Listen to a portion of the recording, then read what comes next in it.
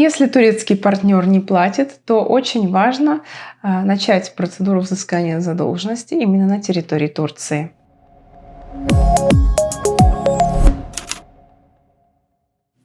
Для того, чтобы взыскать долг с турецкой компанией, необходимо сначала обратиться в службу судебных приставов и начать исполнительное производство.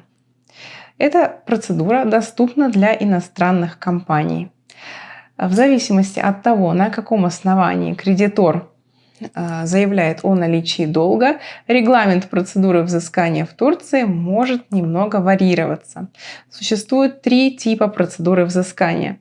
Первый тип – это исполнительное производство на основании банковских чеков, векселей или платежных поручений.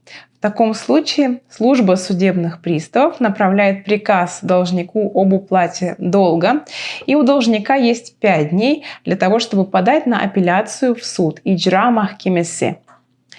В случае, если апелляция будет рассмотрена в пользу должника, то исполнительное производство будет остановлено. Если же нет, то процедура взыскания задолженности будет продолжаться. В случае неуплаты долга активы должника будут арестованы. Второй тип процедуры взыскания долга на территории Турции – это исполнительное производство на основании договора, счета фактуры или накладной. Аналогично служба судебных приставов направляет должнику приказ об оплате долга. Если должник в течение 7 дней подаст на апелляцию, здесь отличие, что на апелляцию он должен подавать не в суд, а именно в саму службу судебных приставов.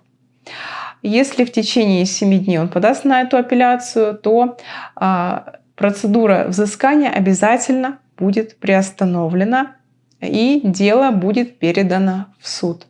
Возобновить процедуру исполнительного производства можно будет только на основании решения суда в этом случае. Ну и третий тип, соответственно, если уже судебные разбирательства подошли к концу и у вас есть на руках решение суда, то есть тип исполнительное производство на основании решения суда. Я хочу отметить, что на основании решения именно турецкого суда. В таком случае должнику также направляется приказ об уплате долга, но в этом варианте у него нет права на апелляцию. И в случае неуплаты долга исполнительное производство будет продолжаться. Активы должника, такие как банковские счета, недвижимость, транспортные средства и так далее, будут арестованы. У должника есть 7 дней для того, чтобы выплатить свой долг при таком типе исполнительного производства. Решения Верховного суда Турецкой Республики показывают, что на сегодняшний день основанием для взыскания долга могут служить такие документы, как банковские переводы, документы о приемке товара, а также переписка даже по средствам электронной почты. У наших адвокатов есть 2 совета для иностранных компаний. Первый совет. При заключении договора с турецким партнером имеет смысл указывать судебные и исполнительные органы Турецкой Республики в качестве уполномоченных при решении разногласий. Потому что ведение процесса в той стране, где находятся активы должника, сэкономит вам большое количество времени и денег. Многие действительно, например, указывают судебные органы Российской Федерации в качестве уполномоченных в договоре. И в таком случае приходится кредитору вести процесс сначала в Российской Федерации, потом уже в Турции, что, естественно, затягивает процесс и влечет за собой двойные затраты. Наш второй совет: если у должника не оказалось возможности выплатить долг, если он не платежеспособен, то не стоит сразу отступать. Возможно, попробовать другие тактики, например, завести уголовное дело, выяснить, есть ли факт сокрытия активов. Если в отношении должника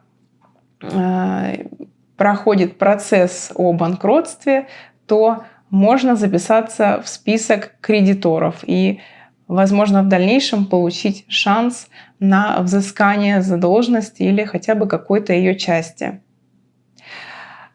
Если вы столкнулись с подобной ситуацией в Турции, то вы можете написать нам комментарий или записаться на консультацию к нашим специалистам.